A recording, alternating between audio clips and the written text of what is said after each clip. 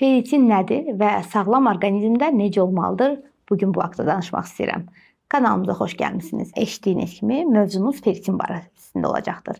Feritin sadəcə laboratoriya göstəricisi deyil. Bu bədənimizdəki dəmirin anbarı və sağlıq üçün əhəmiyyətli bir göstəricidir. Feritin nədir? Feritin bədənimizdə dəmirin təhlükəsiz şəkildə saxlanılmasına xidmət edən bir zülaldır. Qan dövranında ölçülən feritin səviyyəsi bədəndəki dəmir ehtiyatlarının doluluq dərəcəsini bizə xəbər verir. Buna görə də hematologiyada və endokrinologiyada çox istifadə olunur. Sağlam səviyyəsi neçə olmalıdır? Məsələn, Dünya Səhiyyə Təşkilatının təlimatında qeyd olunur ki, infeksiya və iltihab olmadığı zaman düşünülən yetkinlərdə feritin 70-in altında 70 mg/litrdən aşağı olmamalıdır. Bundan aşağı göstəricilər dəmir çatmamazlığının göstəricisi ola bilər. Ümumiyyətlə laboratoriyalar yetkin kişilərdə 24-336, qadınlarda isə 11-307 mg/litr kimi aralıqlar təqdim edir. Lakin yeni elmi işlər və araşdırmalar göstərir ki, optimal feritin səviyyəsi bəzi hallarda 50-dən yuxarı olması lazımdır.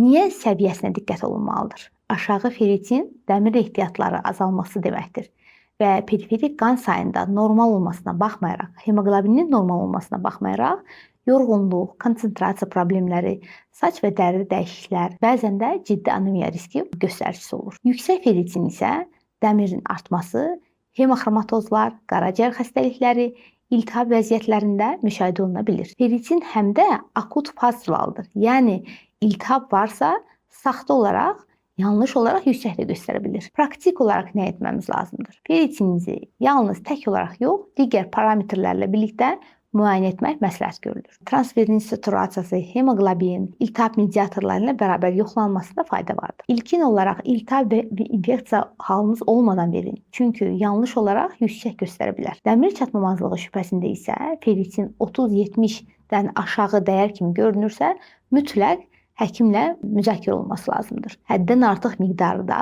bu qanda dəmir yığılması riskini artıra bilər və əlavə qiymətləndirilmə mütləqdir. Nüanslardan danışmaq istəyərdim. Əgər bir qadında feritin 25 mg/litr olarsa və heç bir simptom yoxdursa, pasiyentdə tam normaldır deyə bilmirik. Bəzi ekspertlər bunu aşağı ehtiyat kimi görürlər. Bir kişidə isə feritinin 500 mg/litrdən yüksək olması da müalicənin başlanmasını tövsiyə etmir. Bu iltihaba bağlı ola bilər, qaraciyərə bağlı ola bilər, alkoqol istifadəsinə əlaqəli ola bilər və bu faktorlar mütləq nəzərə alınmalıdır. Nəyi yadda saxlamalıyıq? Feritin normaldır demək, ideal və ya optimal demək olmaya da bilər və optimal göstərici hər orqanizmə özəl təyin olmalıdır. Və tək feritin yox, nəzərdə olunmalıdır. Yaş, cins, klinik əlamətlər və digər laborator göstəricilərdə mütləq diqqətli olmalıdır. Sağlamlıq planımızda isə əsasən yaxşı qidalanma, dəmirlə zəngin qidalar, vitamin C-nin qəbul olunması, bu dəmirin sorulmasını artırır, balanslı fiziki aktivliyin olması, iltihab riskini azaltmaq əsas meyillərdandır. Sonda videonu izlədiyiniz üçün təşəkkür edirəm. Suallarınızı və təkliflərinizi şərhlərdə yazmağı unutmayın. Sonda isə bu mövzunu daha çox insana çatması üçün bəyənməyi və paylaşmağı unutmayın. Özünüzə yaxşı baxın.